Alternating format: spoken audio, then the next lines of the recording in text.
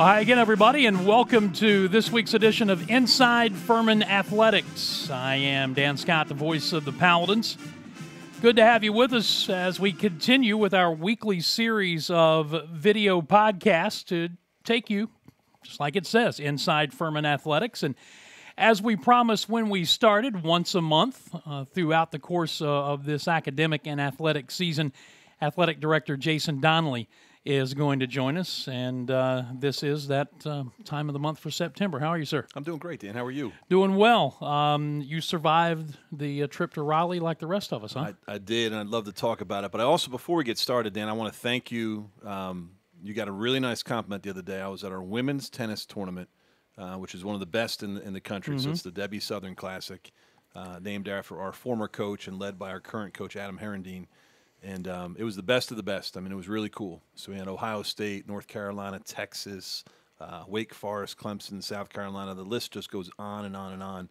And 12 out of 13 teams were nationally ranked, including Furman, which was great. Right. And one of the parents, who's a freshman parent, it was their first visit to campus, which they love to visit to campus because this is COVID, meaning that we've got recruits that have looked at Furman and committed to Furman without having a chance to really meet people on campus during last year. And one of the things the parent said, he said, I'm really enjoying listening to Dan Scott. And he says, I love the podcast. I love the work that Dan does, the broadcast. And actually, he said the best thing he enjoys is listening to you do our football games. So I just want to thank you for what you're doing, the voice of the Paladins. You don't always get the feedback that I get, but everybody loves the work you're doing, both at Furman and in the upstate. So I'm really thankful to you for what you're doing, and I appreciate you bringing me on the show. Well, that's very kind of you to say. I'll have to buy that parent a lunch if I can get the opportunity when they come on to town, and they read the script just like I wrote it, so thank you very much.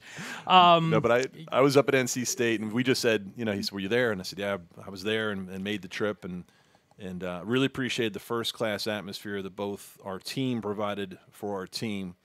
Clay Hendricks and Clay Mazza specifically did a great job setting up the trip. In terms of all the elements that go into it, and was really blown away by the NC State work that they did at the game. For those that may or may not have traveled, it was packed, sold out, Parents Weekend, great atmosphere, and hospitable. They did a great job hosting our alumni. I had a chance to make the rounds in the parking lot with our alumni that were there. We had great support from our parents and our fans coming out to the game, and I had a chance to spend some time with the team. And had a chance to spend some time with our president, Elizabeth Davis, who made the trip, and some of our trustees who made the trip, which we really appreciate the hospitality from NC State. But I know it's frustrating for fans when you look at the game, the result, but met with their AD, who's a friend of mine, and he goes, we're really good. And they were really focused and dialed in on that night. And having been on the coaching side before getting here to Furman, I've been on both sides of that. So I've been on the side when your team is locked and loaded. And honestly, sometimes there's nothing you can do. I think one of the things as a coach, it's one of the hardest things is to play a team after a bad loss. And I said to Clay after the game, I said, you played a really good team after a bad loss. Their focus, their attention to detail, everything they tried to do, they were able to execute. And there's certain nights where there's not much you can do, but move on to the next game. You got the Mercer scouting report right in front of us, which I love that you're getting ready for Saturday. But I've also been on the other side of it when you're the team that's getting beat. And I can remember vividly a game at Notre Dame, and again, different sport, basketball, but I remember going in there after some really good wins and going in there one time and getting blitzed like you've never seen. And there was nothing we could do. There was nothing we had a really good team as well, ranked team, and literally there was nothing we could do. They were on fire. Home crowd was going. Coach had a great game plan. They made all the right adjustments. But when players in basketball are making shots and stops, and in football, when you're able to execute on both sides of the ball, there's not much you can do. But that being said, we turn our attention to Mercer, and we can't wait. And this is a big game for Furman. It's a big game for Mercer. I've talked to their AD. They're bringing the band and they're bringing fans, and we're going to have a great Saturday. And part of what I wanted to talk to you about, because I haven't had a chance to debrief with you, but some of the game day stuff we did our last game, just your impressions of what you saw from your perspective, having been around Furman Athletics for a while. Well, this is the 11th year, my 11th season as the voice of the Paladins, and just walking around out here before the opener and seeing, and I get here probably 4.5 hours before kickoff, just because that in case anything goes wrong, you have time to get it fixed, and that's just the way we operate. It kills the guys when we go on the road, but they have to live with it. But to see activity here that early, as you know, when I was working at Clemson or when we go to an NC State, you're accustomed to seeing it there. It's not been the case here, and to see that activity early, fans on campus, all of the things that were going on, and then to get the note from Dwight late third quarter that the attendance was 11,628. I may be wrong on this, but as I've said on a couple of occasions, just off the top of my head, in season number 11, that's only the second time I can remember us having a crowd here in excess of 10,000. Yeah, and there was a lot of really good things that went into it, and I wanted to have a chance to thank everyone that contributed to that, because this work around Furman football game day has been a collaborative effort by many different people on this campus. It comes as a point of emphasis from our president, our trustees, who wanted to see the energy and the excitement around Furman football relative to, first, our students, and we can get into them, but our students, faculty, staff, our season ticket holders, our alumni, our fans.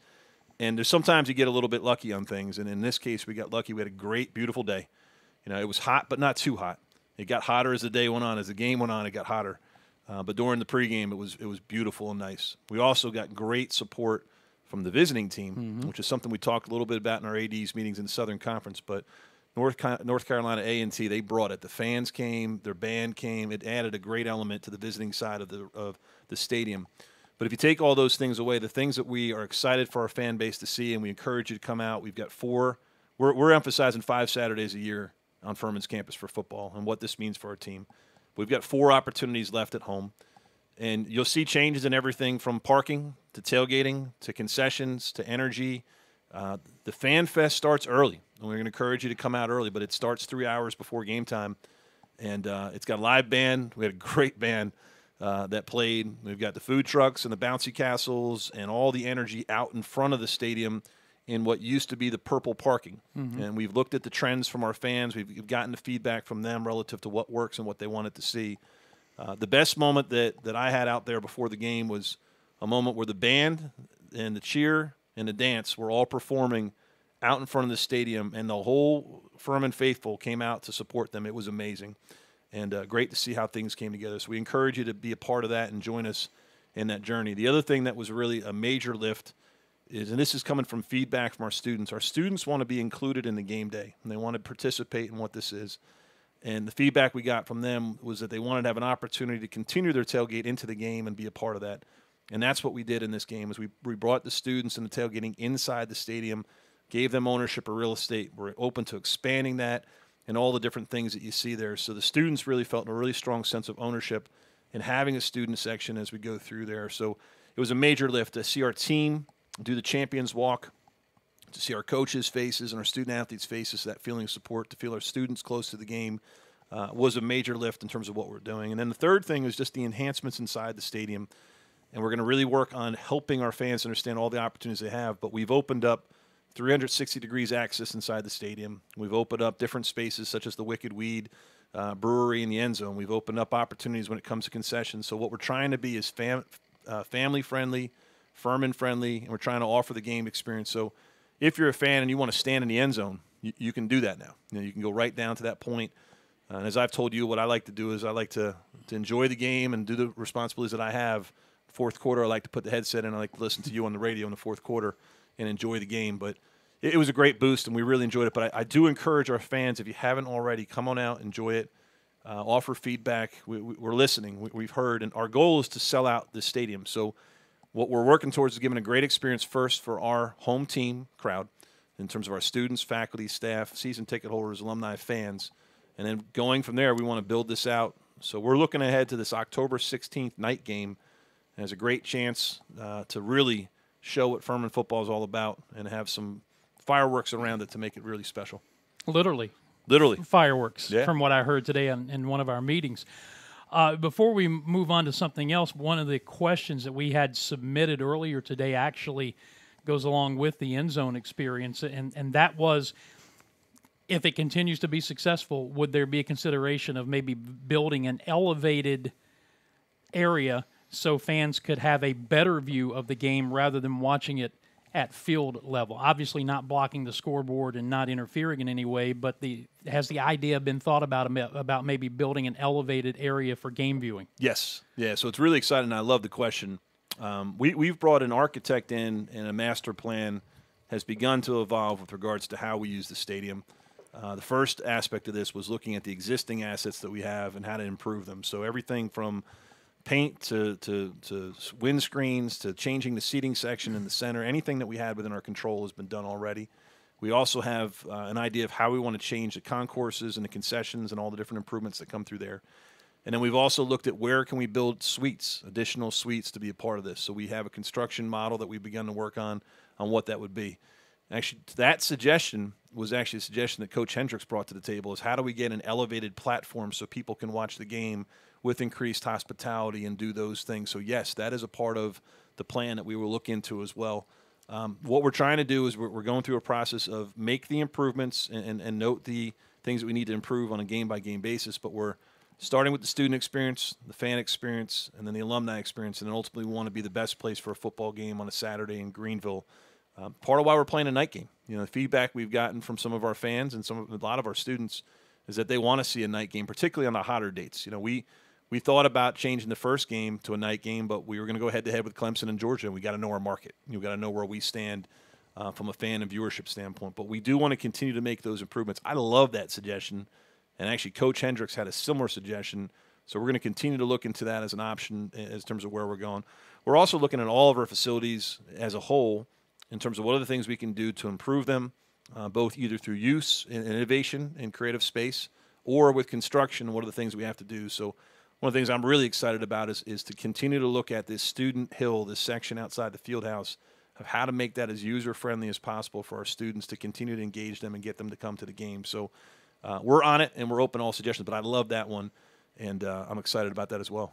Inside Furman Athletics, Dan Scott with Athletic Director Jason Donnelly. Bob Richey will be joining us here in about the next 15 or 20 minutes to talk some basketball on the cusp of the official practice season, not that far away from starting. They're already able to do some workouts, and the opener, believe it or not, is November the 9th here at Timmins Arena, so we'll talk to Bob about that. But speaking of Timmins, just announced in the last week or so the $3 million worth of renovations that have gone on to the office and going on with the locker rooms and things now as you continue to bring that into a level that's not only going to be a shining example for mid-major basketball, but it's going to be as good or better of what we see in a lot of Power Fives. Yeah, thank you. And I appreciate the segue into this because it's a great and it's exciting topic. I'm radio. That's what I do. You're the best. Segue.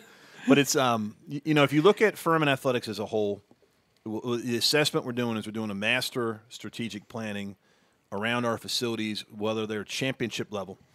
And Paladins Stadium for our level, FCS, has got that. We just mentioned these improvements of how do we enhance our game day experience to support our team and to support our fans. That's one aspect of what we're working on.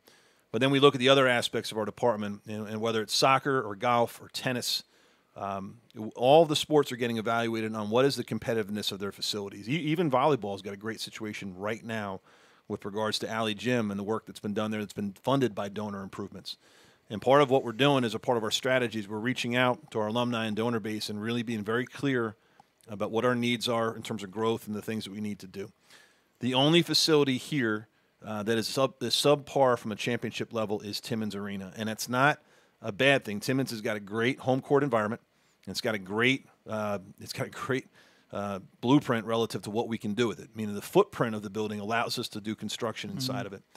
So some of the early conversations when we were doing this assessment with basketball is that Coach Richey and Jackie Carson both indicated to me that they wanted to see improvements in certain areas of existing space that we had. So we've been fortunate to build a plan around Timmins renovation that has more layers to it and more phases to it, and we're working on those phases. And I'd say we're in the quiet phase right now, and what that means is we're working on a plan and working on the funding. And when there's a point when those things can be a reality, we share those publicly so we can take the steps forward and engage our base and engage our fans further. But this particular project was 100% donor funded and involves all the different offices, the video rooms, and the locker rooms on the existing footprint. And part of what we've been doing with Timmins is we're looking at Timmins as a whole and we're looking at how do you take Timmins and make it as user-ready and as accessible with three main purposes, which is recruiting, retention, and revenue. So how do we get to the point where that facility is attracting the best athletes to be a part of Furman? Second part of it is how do we retain those great student athletes, and how do we retain those great coaches because they've got the facilities so they can compete against our peers and, if anything, be better than where we are in our peers. And the third part of it is we work our way into Timmins as a master plan, is that Timmins Arena has got to serve for us as a revenue-producing arm for the athletic department in the future. And some of the challenges associated with how Timmins was set up at that time and place when it was set up, it was put together as a multi-purpose arena, which was the thing of that time. The challenge with having a multi-purpose arena is when you're multi-purpose, you don't always serve the purpose. So while it has a great home atmosphere, it lacks a lot relative to the fan experience. It lacks a lot in terms of what we can do competitively. So we are looking at this, and this is Bob and I talking and going through this process. But when you look at Wofford and you look at William & Mary and you look at James Madison, you look at Belmont, everyone that's in our category are making these improvements. And we also have to be realistic of what we are. We're not a state school, so we're not receiving state funding. We're not getting that type of opportunity. We don't have Jerry Richardson, so we don't have what Wofford just did to make those incredible improvements for their program. So we've got to work with our base, we've got to work with our donors and come up with a creative plan to go about that. So I'm really excited about what's been done to date. It doesn't come without controversy. There's a part of this process when we're going through. We've got to move things around to fit the future. So part of what we're doing is we're working with our women's lacrosse program to give them a space for themselves that they can have some ownership. So we're working on projects with them relative to their future in what we're doing. Part of those challenges, you can't have a shared bathroom for both the men's basketball team and the women's lacrosse team. So sometimes when something seems easy and you make these changes, in the past, that locker room bathroom was shared by parties. So we're working through all of that and finding those opportunities, but very excited about the direction that the Timmins renovations are headed and working closely with our university so we can take the next step to focus on the arena and to focus on other improvements that need to happen for that program. But certainly would love to talk more about that with Bob.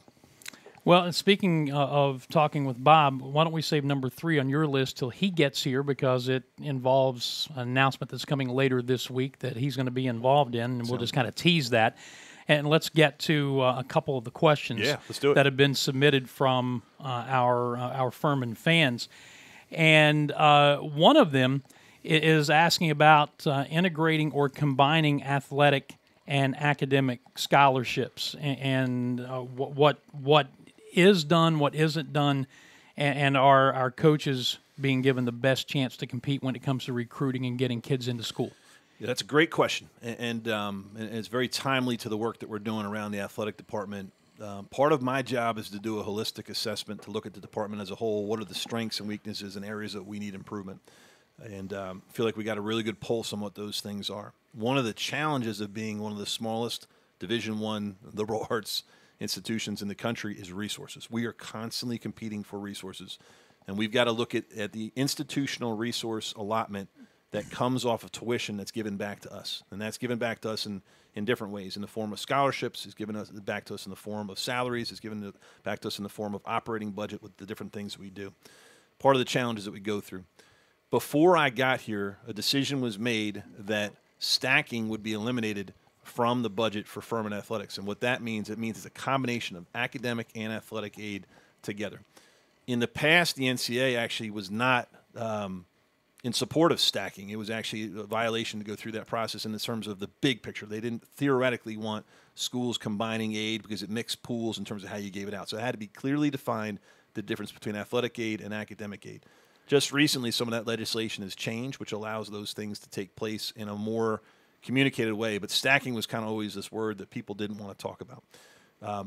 Before I got here, that process had changed relative to investment, and what we're working on with our administration is coming back to that as an opportunity for growth and an opportunity not just for athletics but also for the university to look at enrollment as a driver and athletics as a driver. So this that we're talking about doesn't affect men's basketball, women's basketball really at all. In fact, they're full scholarship sports, and for the most part doesn't affect a football or a full scholarship sport when you're looking at it. Where it does affect you is in what would be called equivalency sports. So when we're talking about the ability to stack in a soccer, the ability to stack in a volleyball, in a softball, lacrosse, that's where the impact is really felt. And we're advocating with our institution to begin to go back to a process of allowing academic aid to be blended with athletic aid to balance out competitiveness for our teams. But really, it's part of the pursuit of getting the very best students. You know, when you go through this process, the students that earn scholarships on the academic side of the house should be allowed to also mix that with athletic aid when you look at the bigger picture process of being competitive at our level. Now, this doesn't count financial aid or need. That's a different thing, need-based in terms of how you combine that. But this is specific to academic awards and what you go through. So it's something our staff is working on. It's something our administration's working on. There's open conversations to where this could go. But we do look at this as an asset. The way I would phrase it for folks to understand it is that as we go through our process, what we want to do is empower our coaches to get the best possible students, a student that might be the valedictorian at their school in a region that we want to get, and be able to have that student come here as a student that has earned academic aid. This is how I got to go to a private school, through academic work, and then be able to balance that with athletic aid on top of that to allow them to have it be an affordable option for them when we're talking about competitiveness. And this is something that our peers in the SoCon and our peers in FCS are certainly doing, and we're working on that as well. We are thankful for that question submitted. We continue here on Inside Furman Athletics. Jason Donnelly, his monthly visit with us. Bob Richey will be here in a moment. Now, when you said you wanted to do this and you wanted to take questions, you said nothing is off the table, and I'm taking you at your word on that. Correct. So when I ask this question, if you want to tap dance around it, feel free to go Mr. Bojangles on us. It's completely up to you. But this question was submitted, wanted to know your thoughts on the way Chattanooga and Wofford handled things this past spring, particularly Chattanooga having no intention of playing more than 4 games and blaming it on COVID. Yeah. That's the question. The floor is yours. Yeah, so this is quite the conversation, and I'm happy to dive into it as best I can. There's a part of me, just being candid, like last year was the most interesting and challenging year I will think in the history and probably the future of college athletics. To get through a COVID year was almost impossible. One of the things I'm really proud of for us at Furman is that we didn't lose a single game, meaning we weren't able to not able to compete because of positive tests throughout the year. We had one example. Using the term false positive wouldn't even be accurate. We had one example where we had some tests that didn't come back. We had to relook into it, but as it turns out, we weren't positive. We just had to re-examine the process, which was a normal thing to go through. But as we went through last year, our sports medicine team, led by Elaine Baker and Craig Clark, the work that they did to keep us healthy and safe, also the university's commitment to having an environment that was healthy and safe for our students, faculty, and staff to be here contributed to that. So we were fortunate we didn't lose any games. Now, along the way, our competitors did. And there's different circumstances for that to happen. And it played out in football, it played out in basketball, it played out in women's soccer. I mean, it played out more than you could ever imagine. And the restrictions on travel and eating and meetings and games and competition was really challenging. Football was probably the most challenging because there was a lot of philosophical questions regarding when we were going to play and what that was going to look like. And that went all the way back to last summer. I mean, Clay Hendricks and I were probably talking 5 times a day relative to how things were going, what they were going to be. And Clay and I had a simple attitude about it. It is, if we're able to play, we're going to play. You know, we're going to be prepared to go. And if we move the championship season to another season, we're going to compete at that time relative to what that was. I think in hindsight, just so everyone knows, if the Tennessee game would have held together for us, if we had the opportunity to go to Tennessee, we probably would have looked to find a way to play a 3-game fall schedule to allow us that opportunity that we otherwise would have missed. But we would have had to have a signature game in there that would have made it worthwhile for the student athletes and the risk of them potentially getting hurt. And at that time, we didn't really know how COVID was transmitted. There was no transmission of COVID through athletic contests last year, so that was not the method that it was being passed around. The spring season was challenging when it comes to football. Athletic directors in our conference were very candid about the challenges. They were very candid about what it was going to take to go through that process. We all went into the season committed to playing 8 games that season.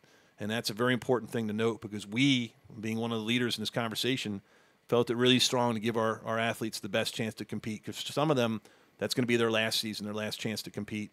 And for others, we didn't even know eligibility-wise what that meant. We didn't know who was going to lose a year, not lose a year. We didn't know any of that. We advocated for a full round robin. We wanted to have 8 games. We won the vote, and there was a majority of the league agreed to this. But that doesn't mean that everyone agreed to do this. So what goes on behind closed doors and conversations and what the reality is, I think that the Chattanooga thing was tough because there was assumption that they were not looking to play because they communicated that before. I think when it got down to it, at the end of the day, there was COVID involved. There was different challenges involved. I think Clay will say things maybe different than I would relative to that. But, they had shared thoughts about not playing a full season. So I think when they didn't play a full season based on COVID and other things, there was a lot of frustration from the fan base, and I think that's fair. I think they went through it, and they have to own that part of it. But I think a lot of that comes from conversations beforehand, before we got to that point. At the end of the day, our league did an investigation of it. They went through the whole thing. They came back to the ADs, and they said this is what it is. And there's a part of integrity that you've got to take people at their word in terms of what that is. I do look at the Wofford situation as a different situation. In earnest, because I've speak with them so much and I know what they were going through, they ran out of players. And there is a point where you don't have enough to field a team.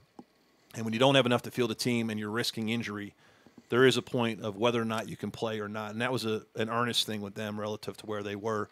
I think the frustrating thing for us is we didn't have the ability to host a home game for a rival that we were looking forward to, and would have been a great way to finish up our season. But in earnest for Wofford, the circumstance they had, they were transparent about it. They let us know ahead of time.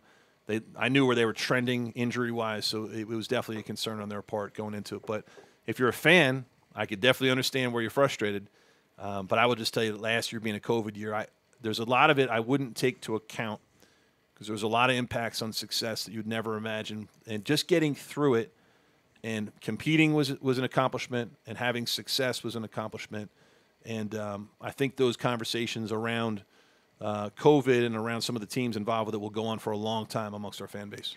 So, but before we wrap this portion up and get Bob Richey, from an administrative standpoint, I know how we on the radio crew, when we travel, we talk about all of these things.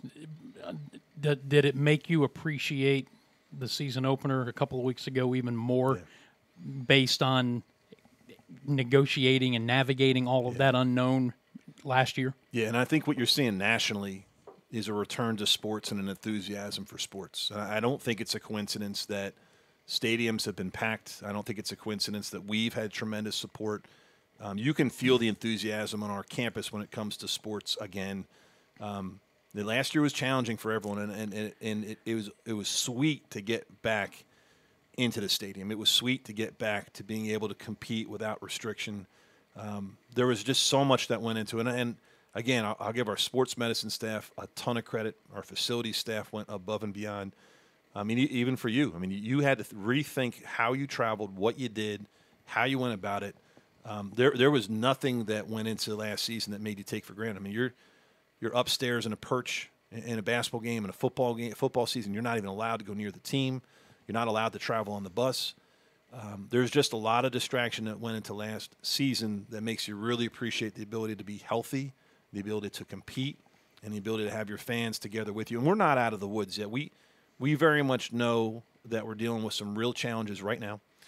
We also know, I'm very cognizant that, NC State sent out a message after our game talking about the challenges that they had they had 50 people not show up the day of the game because of challenges related to COVID and work and all the things come with it. You couldn't tell. So they did a great job masking. I'm very cognizant that for us, there's certain people, myself, you included, there may be something happen on game day. We can't be a part of it. Mm-hmm. And there's certain people here, if those people can't come to work, we can't host a football game.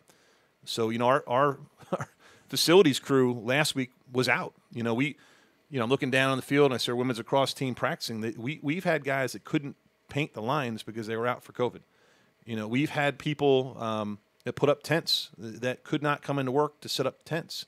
We had last game, I didn't know this till afterwards, our person in charge of video was out for COVID. There's some serious stuff going on, and the only thing we can be thankful for is that, fortunately, with COVID, we have not had severe illness or death associated with it, which is the most important thing, that we've been healthy through it. But we're cognizant of the fact that all of this can get shut down and slowed down at a moment's notice, and I think that gives us appreciation for what we went through last year. All right, good stuff.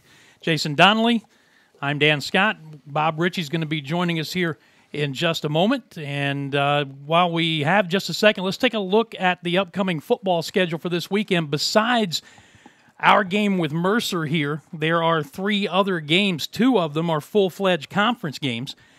That is Wofford at VMI and ETSU at Samford. And then Western Carolina playing out of conference. They are on the road at Gardner-Webb, all in the afternoon except for that one. That is a 6 p.m. game at Gardner-Webb. Our kickoff is at 2 o'clock here with the Pepsi Countdown to Kickoff on the radio network beginning at 12:30 p.m. Well, as mentioned, we add a third person to the shot here, and Jason, scoot in a little bit that way. Bob Richey is here. Good to see you. How are you? I'm doing good. Wait a minute. Turn your microphone up just a little bit there. Does that work? Yeah, there we go. This is kind of the workout before the workouts begin for you and the team, right? Yeah, we're just in week 4 of our preseason, and this is our last week of it. We kick off a week from tonight with full practice. So, just a lot of skill and just a little bit of install to get ready for practice. And they're finishing up conditioning and getting their bodies ready to go. So they're getting more excited the closer we get to next week, and being finished with this preseason phase. And Dan, before you even get going here, I'm almost internally laughing because just so the audience knows, like, I said to Bob, hey, can you join us on a podcast? Like, we haven't even fully explained. We haven't had. Bob's been doing so much. We've been running so fast, just to couch what this is for Bob, and our fans. But we're doing this on a month. Dan's doing this on a weekly basis, so he's getting everybody coming through. But we're doing this on a monthly basis where we spend a little bit of time talking about what's going on in Furman Athletics, and we have a coach come in, and Dan takes questions, so he's taking questions from the group, and he wants to get all the fan favorites out there. So we appreciate you joining us. Absolutely. But I don't even know if I had a chance to even tell you, what we're doing and where we're going with all this. Well, thanks to the All Den podcast, this should be fairly routine anyway, right? Absolutely. I will tell you, though, it's interesting to watch this guy, because when we get ready to talk basketball, he lights up, because you can tell where his roots are. I mean, he loves everything else, but when we say, hey, we're going to talk some basketball with Bob Richey. I was just talking about getting blown out at Notre Dame back when we were coaching, having no shot at anything. Like, we're one of those games where the other team comes in, and this feeling, where the other team comes in, and you've been on both sides, where you're the team that has total control of the game, and the other side of it, when you go in and you play an opponent and they're just so locked in, and shots are falling, stops are happening, game plan just comes together, click. And even when you're prepared, sometimes there's nothing you can do. No Have doubt. you had those We've games? all been there. We've all been there, right? Good and bad. Sometimes the ball goes in, and sometimes, as the old ball coach used to say, sometimes they had South Carolina, they would win a close game or two, and he'd say, the old ball bounced our way tonight. And sometimes that's how it happens. Well, it's an interesting transition talking about this, because you and I have been here the same length of time. We got here the same year. You came as assistant coach the same year I started as the voice of the Paladins. And we weathered a lot of being on the other end of some of those games early on. Jason, I joke, I did 7 years doing the Clemson women, and my first 4 years here, never had a winning season. I felt like the broadcaster for the Washington Generals, the team the Globetrotters beat up on. So we've seen that. So to outlast all that and see this program where it is right now, it's easy to understand the passion you have for what you're doing. Absolutely, and we've been able to go through that journey together, and just step by step, just continuing to try to push the boundary, any way we can. And I actually had a meeting with somebody this morning that really didn't know. He lives in Greenville, didn't know a ton about the program, and you catch yourself when you tell them you've been here 10 years and you start going through the story and the history of it. That's the fun of it, to be able to look back and see some of the depths that it came from, and how we've been able to put it together, and then constantly looking forward and figuring out what's next and how can we continue to even push it further. And it's an interesting dynamic of what we're in right now. I mean, 10 years ago we weren't very good, but the market to what we're doing also wasn't as intense and wasn't as competitive. Mm-hmm. And you look at it right now, I think we were 10th as a league last year in college basketball. I mean, if you take that to college football, that's the Sun Belt and the MAC and Conference USA. I mean, that's 1A football, right? And sometimes, and that's just the scope of our sport and our league at this time. And so, as we're going through it, it's not like we've been able to say, well, you know what, the league kind of dropped and we we got fortunate at the right time. Our league has continued to get better as our program's been better, and I think at this level of basketball, those are the fights that will continue to intensify. But I think that's what makes it more fun. And Jason, this is no lie. I told somebody this the other day. It was either my first or second year of sitting on press row. We were in the pregame show probably 15 minutes prior to tip-off, and must have been in a commercial break, because I was literally counting the number of students across the way in the student section and came up with less than 20. Yeah. And so to see where we have come from where we were then is just incredible. And then when some of the other stuff we've already talked about and going to be talking about as the fan experience catches up to the product that Bob and company are putting out there right now, it's just getting better and better. Yeah, I think sometimes this is kind of more even for Bob and our fan base, is that, Bob, with Nico getting this off the ground, I mean, where Furman basketball was as a basketball guy to where it is today, night and day, in terms of not just success, but sustained success, a mission, a vision, the values, all the different things that have taken place. But one of the things I'll talk about with Bob from time to time, it's not just what he has built, and he's built it for stability, and he's built it for a huge upside relative to what the opportunity is. I am a member of the basketball community, as a former coach. Coaches that I know reach out to me, and they, in their community, it's one of those things that you go through, is that sometimes you might not be as appreciated inside your own community as you might be appreciated outside your community. The work that Bob has done and the recognition he's gotten from coaches nationally, and this is through conversation, this is through all the things in COVID, this is for people watching the games, this is people looking at the wins and all the losses too. And sometimes you win and a loss, the work that you do as a program.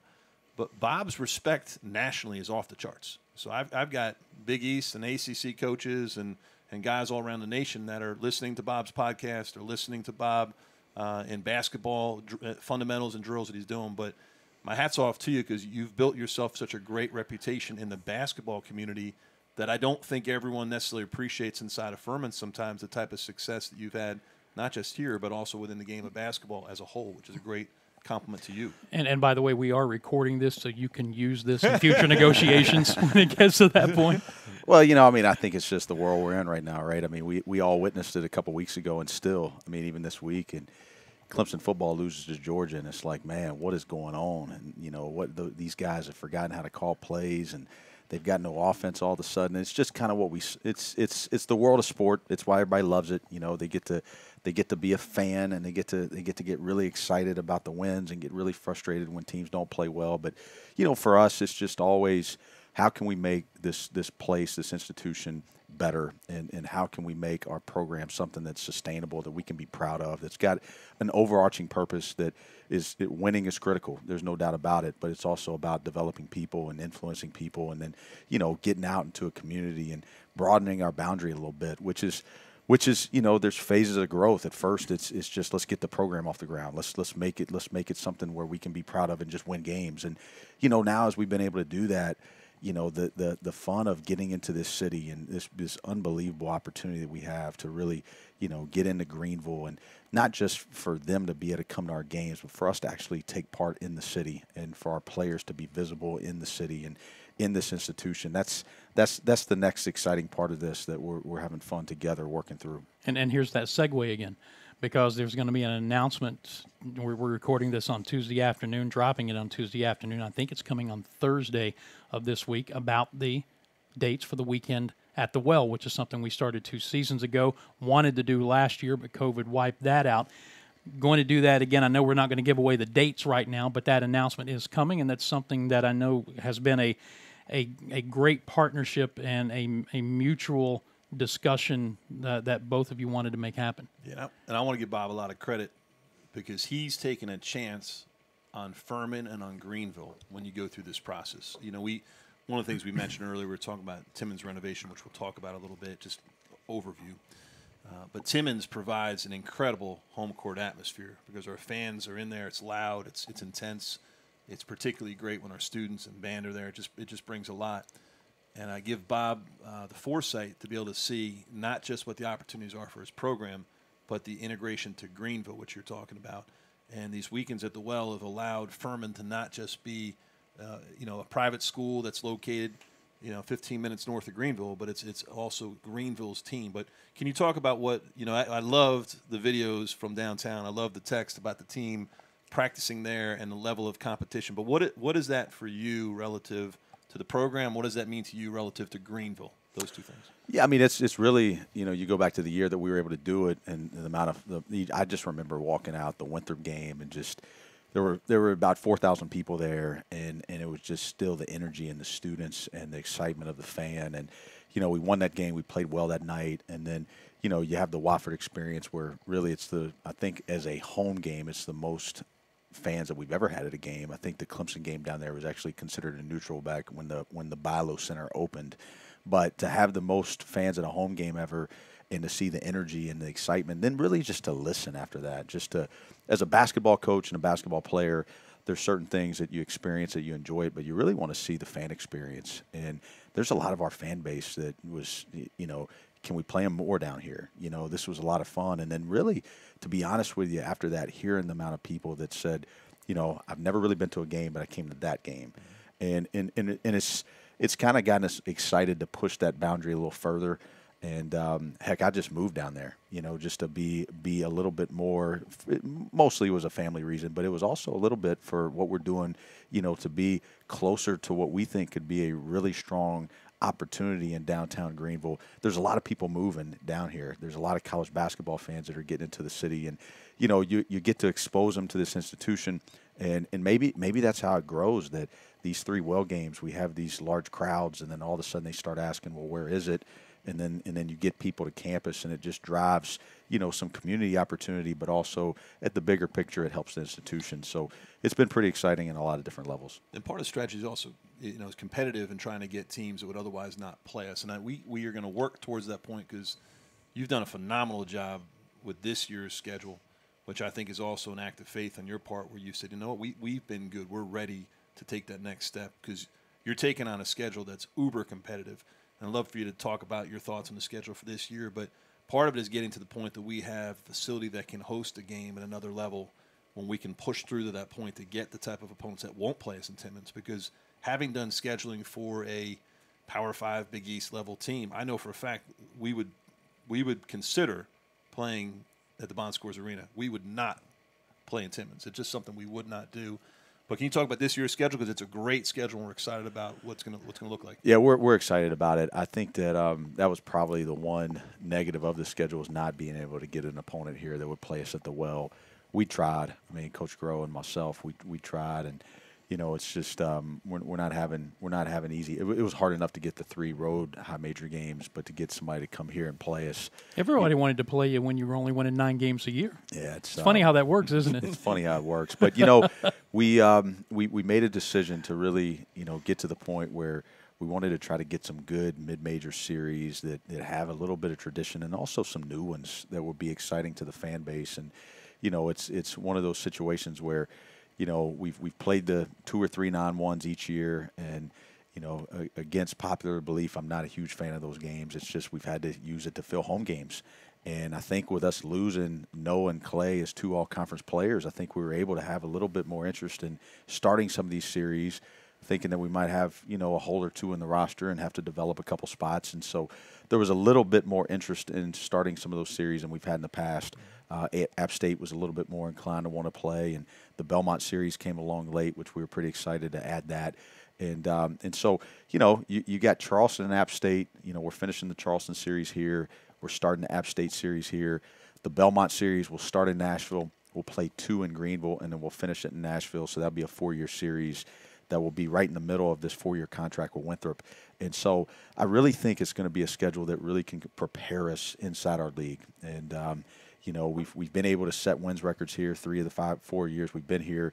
We've shown that, we're going to win games, and we're going to have a good product. But at the end of the day, it's also, can we elevate it to a point where our fan is seeing a more complete schedule, to where each game, each night, you're having a more of a fan base that's excited to just come to all the games. And, but we're also preparing for league. And I think, the Belmont series, I mean, what a fun, awesome. They're going to be loaded. I mean, they've got all seniors, all 5th-year seniors, and they're going to have a lot of talent. We're going to have to go to their place and Casey's a good friend. They run a great program. I studied Rick Byrd forever. And, so, again, getting a quality mid-major from a great institution that is going to be one of the best mid-majors in the country, I think that's going to prepare us for league play when we get there in January and February. And I want to jump in on that, too, because the other thing that you're doing, and I think it's important for a fan base to understand, is that we are operating right now in a one-bid league.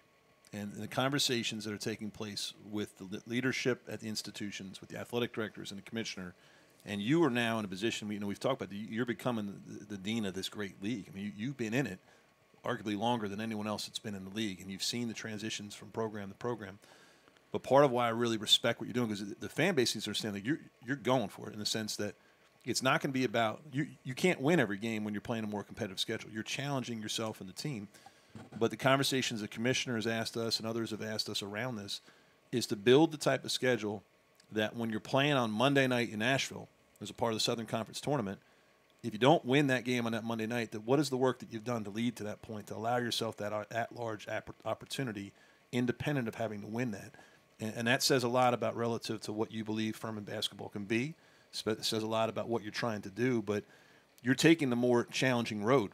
And I think it's important to know that, but that also has the opportunity to potentially put us in position to be an at-large, and also has the opportunity down the road to prepare us to be the best team we can be when we get into the tournament, that we've played games that put us in a better position. But can you talk about that in terms of the things around the league and this at-large goal that we have for the SoCon as a whole? Yeah, I mean, we've been right there the last couple of years. Greensboro was first out, what was that, 2 years ago, and then that year, 3 years ago, that we were right there, and Belmont ended up getting it, and we went to the NIT. I mean, it was by a hair, and so the league is right there to happen. I think once it happens once, then we might have a chance to have it happen, another time or two. Mm-hmm. But like I alluded to a little while ago, it's the 10th league in the country last year. If all things were equal, and you went back in historical data and looked at how many teams in that the 10th best league in the country got, you're going to see 2 or 3. Mm-hmm. But the reputation of the league just hasn't gotten to that point yet. And so we've got to be willing to take a little faith and have a little courage and go take a little risk and really to continue to put our name out there. And I think, if CBS or if ESPNU decides to pick up our Belmont game, or if, the Charleston game here, that becomes the more we can get TV, the more that we're going to be able to do that. And, now our ESPN contract's a little bit better. We just added those CBS sports games as well. So we're increasing TV. First 2 national televised games on the ESPN platform ever in Timmins Arena this past year. So in order for us to be able to do that, we've got to be able to increase the profile, have a better schedule, and then be able to go out there and compete. And you know what? If you're going by the Vegas odds, I mean, we're by Vegas, we're gonna start the year 1-2. We're gonna open up at home, and by Vegas odds, we're probably gonna be the underdog at Louisville, and then we're gonna go to Nashville, and we're probably gonna be the underdog in that game. And I like that challenge for our team. I like our team to have to figure that out early, and to be able to, if whatever reason you go on the road twice and it doesn't go your way, well, we got to respond, and we got to regroup, and we got to figure out, we got a lot of question marks going into the fall. Remember, you said that when we're doing the post-game interviews, if that happens. Absolutely. By the way. Absolutely. But that's the thing as a coach, that you have to be able to. Yeah. Most coaches, and we all get in this mode where you try to schedule all wins. And you also limit opportunity. I still remember where I was. I was actually putting Mac to bed. I don't know why I remember this, but I remember exactly where I was when I took the Villanova game. It was like 7:30 at night, 8 o'clock, and summer night. It was late in June, and we took the Villanova game. And I remember one of my friends texted me and was like, "Man, what are you doing? Like, you are going to get beat by 40. They'll have no mercy on you." But that was an opportunity, and nobody knew what was going to happen. But you've got to. I remember exactly where I was in Atlanta recruiting when I agreed with Porter to take that Loyola game, and those are moments where you got to take a little risk, and then you got to trust your group, and you got to trust your program, and you got to trust what you're building for, and you're probably not going to bat 1,000, but we got a group that can go. This group, the way they've worked this summer, the way that they've come together. We've got definite production losses in Noah and Clay that we're going to have to fill. But I tell you, this has been maybe the most competitive offseason we've had, and we've seen a lot of positive jumps. I believe in this group. We're gonna have some things we have to grow into. We've got 5 new players. We got a lot of things that we have to iron out. But the potential of the group is really, really exciting, and it could be something that could develop during the season. On that note, because Bob's got practice, so we're going to get him out of here in just a couple minutes, but let's talk about the team, because that's what people want to hear about is what are you seeing with the team, what are expectations, some guys that have come on. I mean, you got incredible depth, because this could be an hour-long conversation, but what are some overarching thoughts about the team as we wrap this up? Yeah, so, I mean, we've obviously, everybody knows Mike Bothwell, returning all-conference player, great person. He's going to have a phenomenal season and continue to make another jump. He's going 3 points, 10 points, and then last year around 15 points. And I could see his scoring continue to take a little bit of a jump because I think he's going to shoot the ball better this year consistently through the year. But I think you're also going to see some more completeness out of him, just really taking that burden of being the guy. But I tell you, Jalen Slauson's had an unbelievable offseason. And I just met with him before I came over here because now it's getting to the point where, there's areas of leadership that he's having to grow into. And he's got some natural leadership ability that the way this has all come together, he's going to have a chance to really be able to showcase it. And then Alex Hunter, those three, those guys now, I mean, the experience that those three have, it's no secret they're going to have to carry a lot of the weight. But, we've also had big jumps from some other guys. The two sophomores have probably benefited the most from the offseason just because they didn't get one as freshmen. That would be Garrett and Joe. Joe right now has had the highest winning percentage in the fall so far. Limited data, but still, it does speak that his growth and playing at a faster tempo, more comfortable in what we're doing. Garrett's made a big jump as well. The grad transfer, Conley Garrison, is going to be a fun player to watch. He can really, really shoot the ball. We all know I'm a little partial to shooters, and he's got a pure stroke, but he's also got an element of toughness about him that is really, really good. It's going to help us on the perimeter. Marcus Foster, I know we've said it, for years, his potential. I really do expect this to be a year that we see some of that come to fruition, and I think he's starting to see how important some of the details are. I think he's starting to see the intensity that it takes to play this game night in, night out, and I want to protect my freshmen a little bit, because I know I love them to death. I think all four of them got a chance to be really, really good. I will say this: I don't think in 15 years I've seen a freshman work as hard as JP Pegues, and it's actually incredible. I mean, the amount that he's been able to carry, and really, to be honest with you, a lot of times freshman year you're having to work through these guys to adjust to the load. He's one of these players that he craves the load. Like how much more can I do? And he's just one of those guys where he's just always doing the right thing. If he's supposed to be in study hall, he's in study hall. If he's supposed to be in the gym, if he's supposed to be getting treatment, he's getting treatment. And, he's made the most shots this summer and this fall of anybody in the team, and he's shooting the highest percentage from three. I'm not sure how those two correlate, but I try to convince our guys that there is a direct correlation. But that's been refreshing. But also to have a freshman come in there and do that, that's making a statement. And, all those guys, Alex Williams, Tyrese Huey, James Repass, I know the fan base is really excited about having a real 6'11" player in here. We've got to be patient with him. And, he can. The neat thing about him is he's got the cognitive ability and the skill set to be able to play the way we want to play, but also to be able to add some size into what we're doing. And we got to get into fall camp and really see if he's going to be able to help, how much he's going to be able to help us this year. Because really, it's not going to be so much with this group. I mean, I haven't even talked about, Jalen Pugh, and I haven't even talked about Johnny Lawrence and some of these. I mean, we've got 14 scholarship players. And so this year, it's not going to be really so much about, are you good enough to go out there and play? It's going to come down, and if I don't tell these guys this every day, there's going to be a ton of tiebreakers out there. And it's going to come down to who cares the most and who competes the hardest and who can get to a level of consistency every day that we know what we're getting out of them.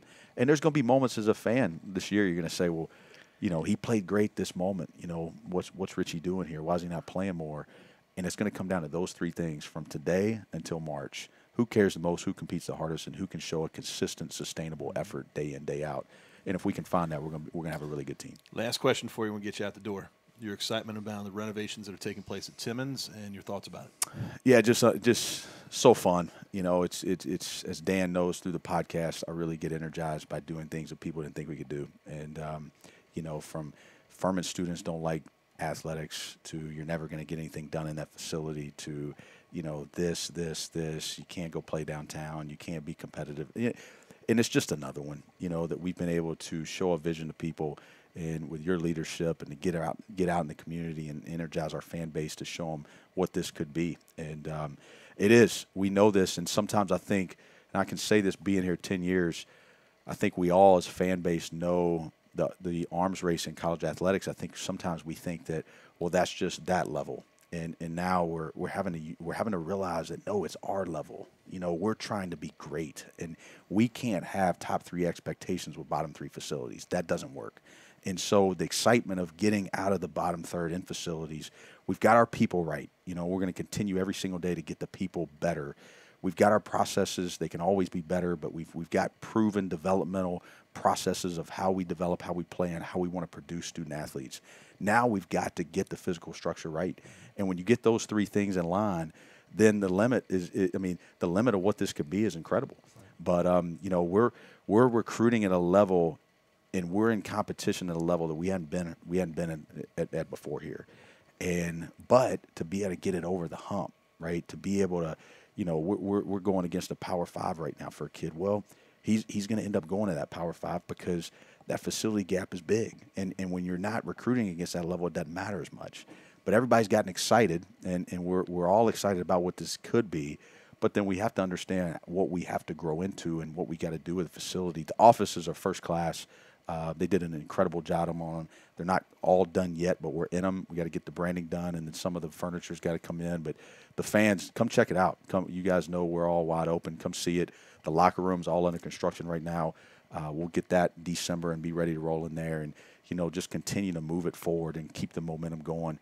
Because if we can get the facility to be one of the best facilities in the league, then this is going to be an incredible situation, and we're excited about what's ahead. And I wish you would get excited.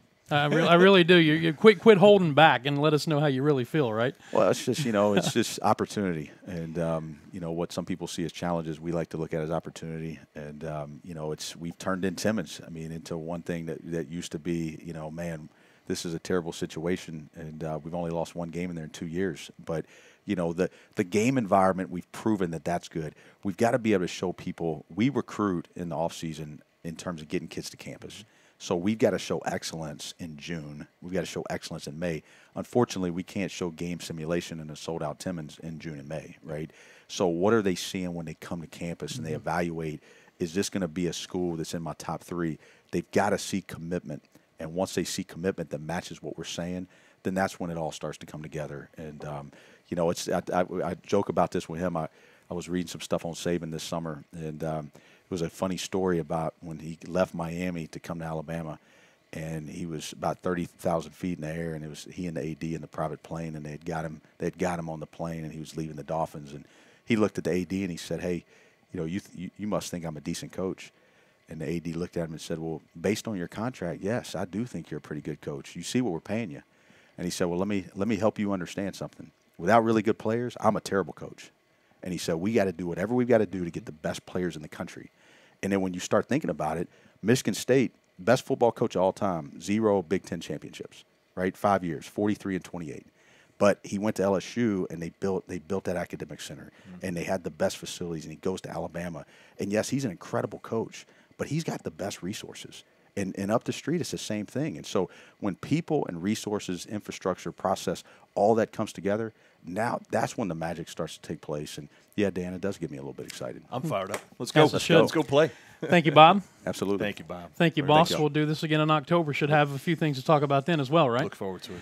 All right, this has been this week's edition of Inside Furman Athletics. Thank you for spending some time with us. We'll be back again with another episode next week. Until then, for Bob Richey and Athletic Director Jason Donnelly, I'm Dan Scott. As always, saying God bless you. So long, everybody, and go Dens.